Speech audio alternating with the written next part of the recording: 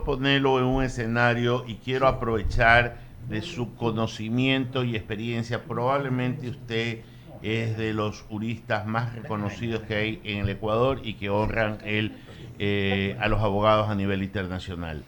Lo voy a poner en este escenario. El gobierno actual está decidiendo poner gobernadores de pasado militar en servicio pasivo casi en todas las gobernaciones del país. Ha cambiado el mando militar, ha cambiado el mando policial. La situación de inseguridad ha desbordado. Los crímenes van día a día aumentando. Esto se ha salido de las manos y yo más o menos siento por dónde van los tiros. Y me recuerdo esta frase de mi difunto maestro, el doctor Edmundo Durán Díaz. Los delincuentes tienen más opciones en un proceso que la misma gente honesta. Con este antecedente un poco largo, doctor Salgado, ¿cuáles son los límites de la autoridad frente al desborde de algo que se llama delincuencia y que está en niveles incontrolables? Su pregunta es muy adecuada a la realidad ecuatoriana que estamos viviendo lamentablemente ya desde un tiempo acá. En efecto, yo pienso que haber tomado militares en servicio pasivo por gobernadores, yo pienso y quiero seguir pensando que se trata para poner elementos más adecuados que puedan luchar contra la delincuencia con más efectividad. Eso es lo que pienso, porque de lo contrario no sería aceptable. Bien, ahora en cuanto a tomar medidas contra la delincuencia, es complicado, es complejo.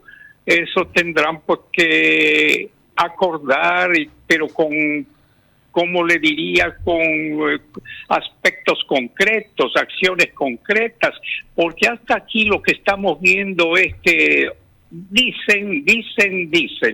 El gobernador de Guayas, el coronel retirado, habla bien, pero vamos a la acción, no nos quedemos en palabras, que todos apoyen, todos apoyamos. Los distintos barrios que están sufriendo una serie de asesinatos, pues también están atentos a ver cómo nos ayudan con la seguridad. Efectivamente parece que se va de las manos. Doctor Salgado, pero mi punto es, y por eso recurro al hombre pausado, al hombre reflexivo, pero cuando hay excesos de parte de la delincuencia, la autoridad que tiene la fuerza amparada en la ley tiene que imponerse sobre la violencia que es desordenada y al margen de la ley. Por tanto, en esta pelea desigual, porque las normas que nos rigen civilizadamente son mucho más estrictas que las que rigen la delincuencia, que no tienen ninguna, es una pelea desigual. Y al ser desigual, termina siendo un acto de impotencia porque la autoridad se ve limitada. Y para sobrellevar este mal, muchas veces hay que excederse. Y ahí es donde la norma nos causa molestia, porque si no, no podemos cumplir con nuestro deber. Por eso es que le pido su opinión. Bien.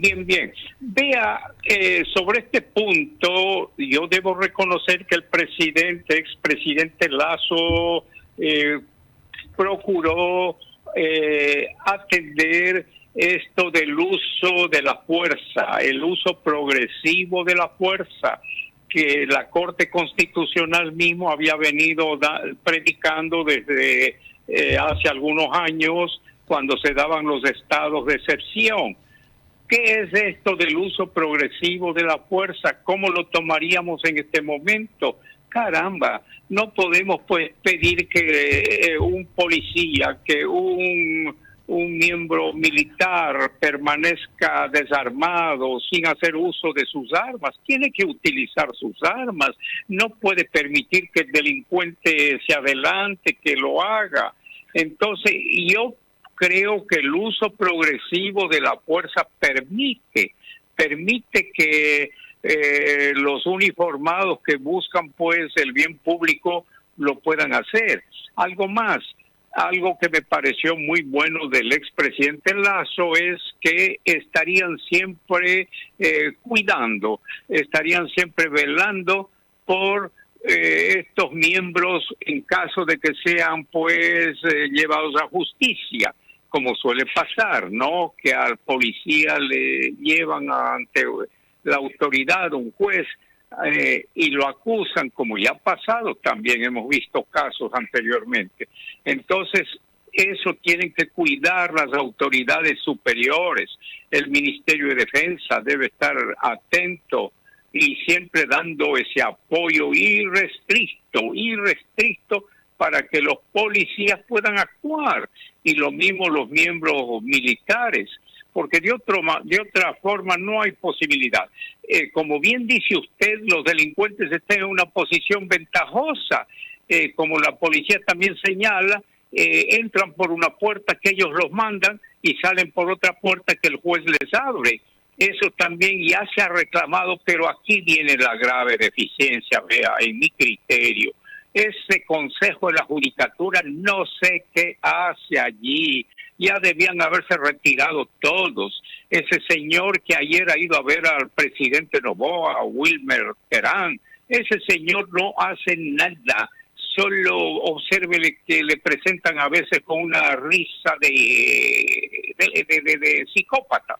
Realmente yo no veo por qué sigue ese señor al frente, por qué la Corte Nacional de Justicia ya no lo retiró. Después allí hay otro señor que está acusado de delitos graves, delitos de lavado, ese señor Muñoz, un abogado Muñoz, alguien que desde Miami contestaba el teléfono, hemos visto por televisión. Ese es para mí es una persona descalificada que está metida en el Consejo de la Judicatura. Después hay el señor Murillo y Morillo, que también están descalificados, sobre todo Morillo, y una señora que suele esconderse pues cuando ya ve que le vienen a citar. En fin, vea, con un Consejo de la Judicatura tan pobre, tan descalificado, ¿qué podemos hacer? ¿Cómo pueden obligar a que los jueces no, obligación moral, digo yo, hay que tener también fuerza moral para decir, usted no puede hacer eso, juez, ¿por qué está dando la libertad? ¿Por qué no toma en cuenta lo que la policía le presenta, todos los indicios? Que no están bien. Por favor, no pueden actuar con tanta rapidez. Entonces allí el Consejo de la Judicatura podría presionar, y ya nos dicen que el presidente Saquicela de la Corte Nacional ya está pues haciendo acuerdos para en el caso de la droga, que se dice pues que debe haber una tabla para saber hasta cuánto una persona podría consumir y de qué cantidad podría considerarse que está haciendo tráfico. Eso que lo arreglen, tampoco es cuestión muy complicada para que inmediatamente se pongan en acción. Veas, sí hay muchas cosas que se pueden hacer, pero con autoridades que no sean descalificadas, ¿no? Es Eduardo Mendoza Paladines, como siempre un gusto, y coincido plenamente en sus expresiones. Ese Consejo de la Judicatura es verdaderamente, por lo menos, vergonzoso. Y lo que yo no entiendo es, si tienen tantos cuestionamientos, no puedo entender que una autoridad que esté cuestionada, que está dentro de una indagación, de un proceso como son esos dos vocales, no tengan un poco de sangre en la cara y sigan en el mismo organismo. Vienen los señores del extranjero, vinieron los señores del extranjero, les hacen las recomendaciones, no hacen caso y creen que todos somos tontos y que ellos son inteligentes, que todo el Ecuador es bobo y son inteligentes, y eso es lo único que hace Hernán, y esto es lo que quería decirle, es que el Ecuador pierda fe en sus autoridades y en la justicia, cosa que es muy grave para un país, ¿no le parece? Eso es sumamente grave, como bien lo dice usted, sumamente grave, es lo peor que puede pasarle a un Estado que quiere ser constitucionalista, que quiere ser democrático. ¿Cómo va a tener autoridades de esta naturaleza? Aparte de ser visiblemente, le diría pues, descalificados, porque ya hay cosas que se han presentado en los juzgados y no ha habido cómo. Se me viene a la mente este juez que lo sacaron, a un juez, se me ve el apellido, quizá usted lo recuerde, que lo sacaron porque tenía casos que ya iba justamente con esto del Consejo de la Judicatura, ya iba a dar fallo, y lo sacaron, y el juez pidió desde luego una acción de protección y ha vuelto. Se me ve el apellido Rivera, del ¿no juez, era? pero ese es un juez probo. A esos jueces hay que apoyar, no a Sí. estos otros, no. Así Lamentable. es. Lamentable. Le cambio el tema un poco para hablar de dos temas que comentamos hace un rato en el tema constitucional. Mi querido Hernán, en una consulta popular se decidió que se prohibían los toros. Ya estoy hablando por las fiestas de Quito. Sí, sí. Es necesario porque hay mucha gente que dice que deben volver porque la fiesta de Jesús Gran Poder le da a Quito le da mucho garbo, genera dinero, en fin. Pero eso tiene que hacerse vía referéndum, o la Corte Constitucional podría aportar en ese caso con una sentencia. Mire, yo recuerdo ya hace unos 3 años, recuerdo que algo de esto estuvo en la Corte Constitucional. Okay. Y entonces el criterio de algunos, no de todos los jueces, era que la Corte sí podía resolver esto. Qué interesante. Podía hacerlo, siempre y cuando pues haya acuerdo entre los jueces, porque hay jueces que consideran que no. Bajo diversas argumentaciones. Una de ellas justamente es esto de que se hizo consulta popular. Y yo pienso que en estas circunstancias que la fiesta sí es indispensable, yo también pienso, yo no soy aficionado a los toros, pero creo que la mayoría de los ciudadanos de Quito, y particularmente y de otras provincias, gustan de ver ese festival, y ya se dijo pues que no se mate al toro, además, que no se le dé muerte. Algunos dijeron que eso dañaba también, pero bueno, en todo caso lo que quiero decir es que se buscó alguna solución, porque no se puede pues mantener cerrado esto, que sí ha sido parte de las fiestas quiteñas. Entonces, yo creo que deberían insistir en la Corte Constitucional dando argumentos adecuados, y si la Corte considera que debería hacerse consulta, pues habrá que ir a la consulta, y le aseguro que ganan. Que ganan, porque acuérdense que esas consultas que hicieron eran pero bien ajustadas, no es que tenían mayoría. Fue muy ajustada, así es. Hernán, ahora le cambio el tema para seguir en el tema de la consulta a un jurista por el tema de la eutanasia pasiva, de la eutanasia. Hemos entrevistado estos días a varios representantes, unos a favor y otros en contra. Muchos hablan con temas técnicos. La mayor parte han sido técnicos, pero yo quería escuchar su criterio sobre el asunto de la eutanasia pasiva, y la audiencia y teleaudiencia van a estar muy atentos a lo que piense un hombre de sus quilates y su capacidad, por favor. Gracias. Vea, ese es un tema duro, duro en el sentido que nos enfrenta a la realidad de la vida, que nos hace ver cosas que muchas veces no veíamos. Antiguamente todavía no estaba claro esto, cada vez se ha ido poniendo más claro. Qué dolor que a mí también me causó escuchar al doctor Robalino. se me ve el apellido. Sí, sí. Gándara no era, no es Gándara. No era Robalino, Bueno. no me acuerdo. Bueno, sigamos, por favor. Y entonces, qué duro que fue, porque yo incluso le recordaba al doctor, cuando yo fui profesor durante tantos años en la PUSE, recordaba incluso, creo que la chica también estudió, la señora comenzó a estudiar Derecho, y ver que está esa situación tan dura, tan dolorosa, que no hay palabras para señalar. En ese contexto, mire, haciendo una reflexión mayor, yo creo que sí se puede aceptar una muerte con dignidad. Yo soy católico, le digo, pero yo creo que hay circunstancias de estas que se alejan y por el contrario, el cristianismo no puede tolerar un sufrimiento de esta naturaleza. Entonces, creo que en circunstancias muy específicas como este caso doloroso que vimos, se puede aceptar que haya la eutanasia que llamamos.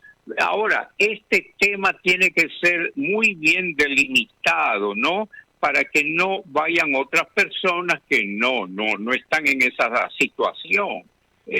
Por eso hay que delimitar mucho. Y una forma más o menos jurídica adecuada para tomarlo como modelo, en fin, es la colombiana. En Colombia se ha logrado discutir y avanzar en una forma aceptable.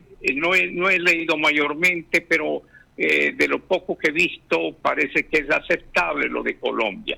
Entonces eso podemos tomar y seguir examinando. Yo no sé cuál será el pronunciamiento de la Corte Constitucional en este punto, que hasta ahora no lo han dicho nada, que está pues en manos de ellos.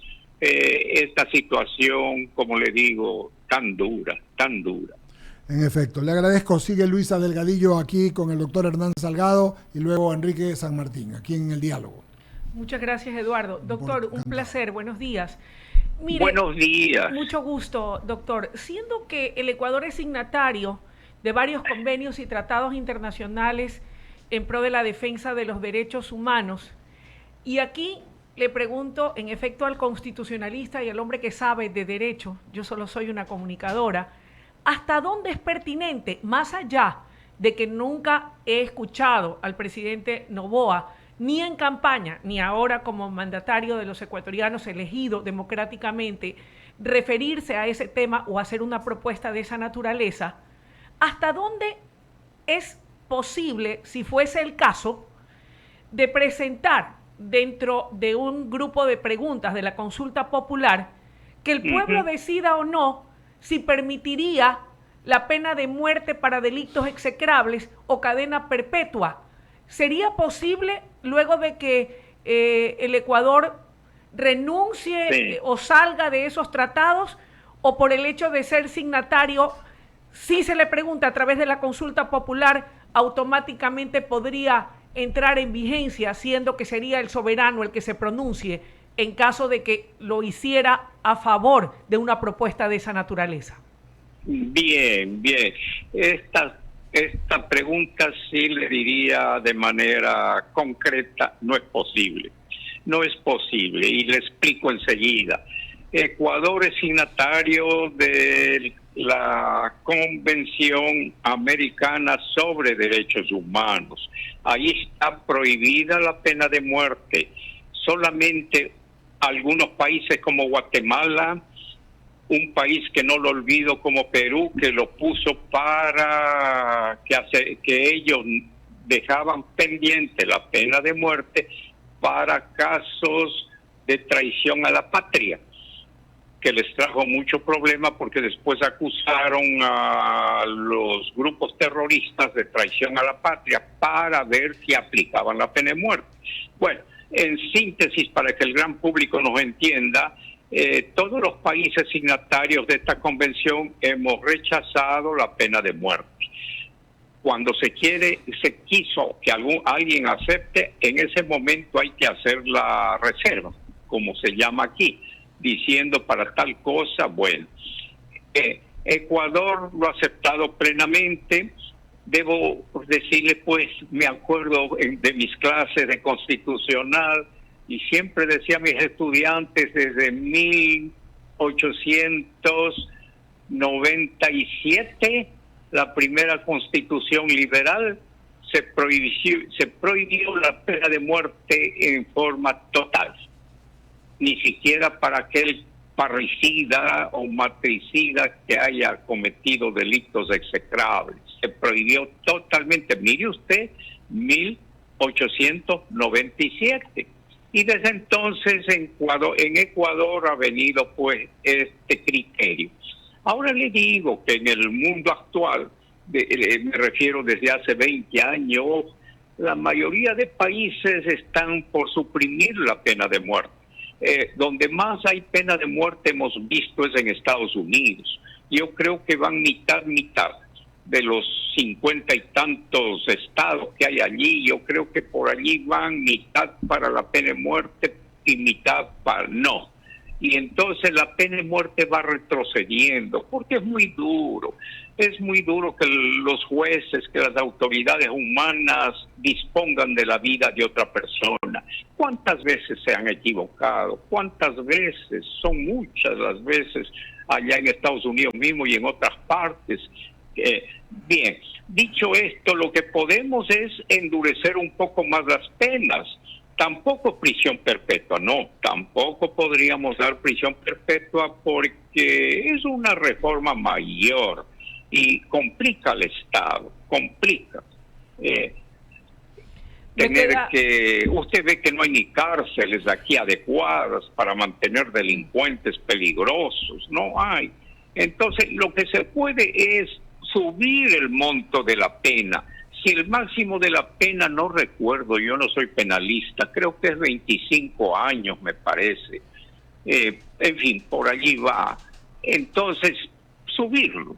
30 años de pena, o incluso un poco más. Bien, eso se podría. Ahora vea, eso no es el problema de fondo. El problema de fondo son nuestros jueces que le están señalando que ha habido un femicidio y le ponen a duras penas 20 años. Debiera ser mucho más, ¿no? Y en otros casos así graves, por todas las circunstancias que han habido para acompañar el delito, pues entonces aplíquele con más rigurosidad la pena. Ahí está el problema, vea, siempre volvemos a los jueces. Eso es lo que no solucionamos, más que con estas otras cosas. ¿Cómo no, doctor? Oiga, y otro tema que ha generado mucha controversia, y así lo recoge la prensa en el mundo entero, es la liberación del expresidente peruano Alberto Fujimori, que abre un frente diplomático entre Perú y la Corte Interamericana de Derechos Humanos. El gobierno de Dilma Boluarte acatará, sin embargo, el fallo del Tribunal Constitucional que ha concedido la excarcelación al expresidente peruano condenado por delitos de lesa humanidad. ¿Qué comentario le merece a usted, estimado doctor, la resolución de la Corte Constitucional peruana a favor, en este caso, de conceder la libertad al expresidente Fujimori? Puedo decir a la opinión pública ecuatoriana que yo fui testigo de muchas cosas. Yo estaba en la Corte Interamericana de Presidente cuando vinieron los problemas con el gobierno del señor Fujimori. Incluso pues yo me enfrenté alguna vez con el señor Fujimori a través de la televisión y dijeron que hay un ecuatoriano y que interviene en la política peruana. Bueno, cierto que el señor Fujimori cometió muchos delitos, este ciudadano, en materia de derechos humanos, que siempre se tienen presente. Pues no hay posibilidad de hacer eso. No, nadie puede hacerlo.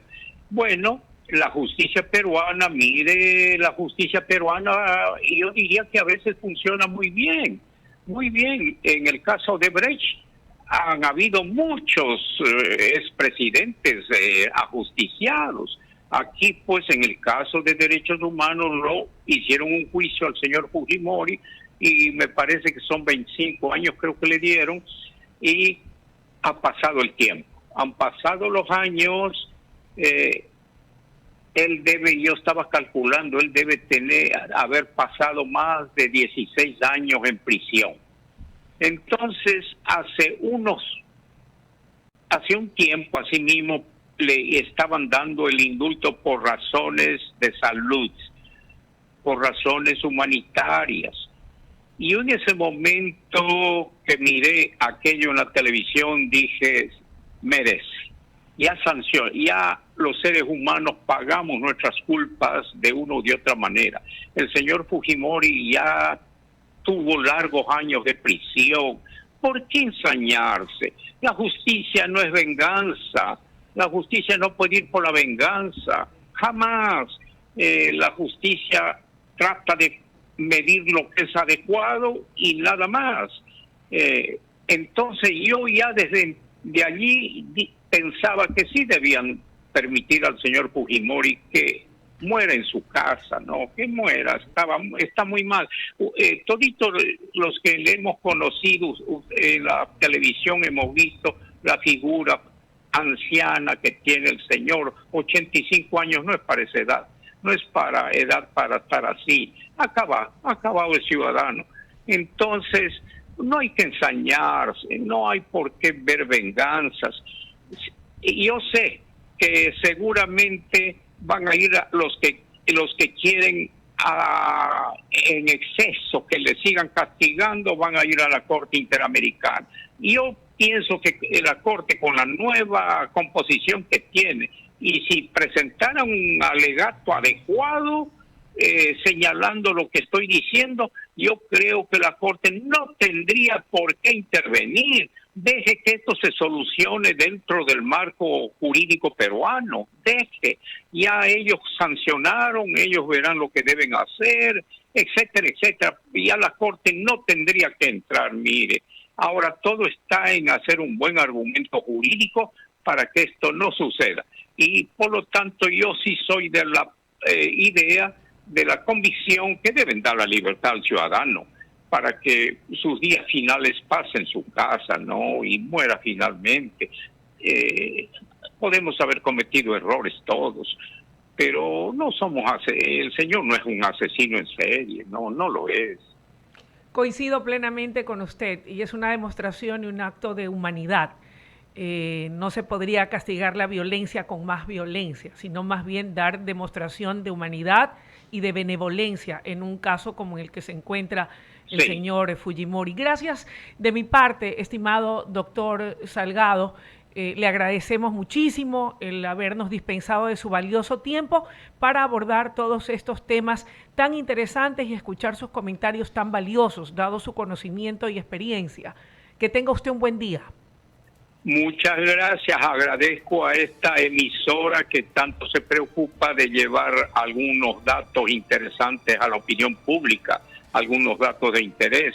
Agradezco al abogado Mendoza, a los periodistas Cepeda y a usted, mi querida periodista. Claro que sí. Gracias y que tenga un lindo día. Muy amable. Mis cordiales saludos. A usted también. Bolívar, es momento de irnos a un corte. Vamos a un corte y regresamos enseguida.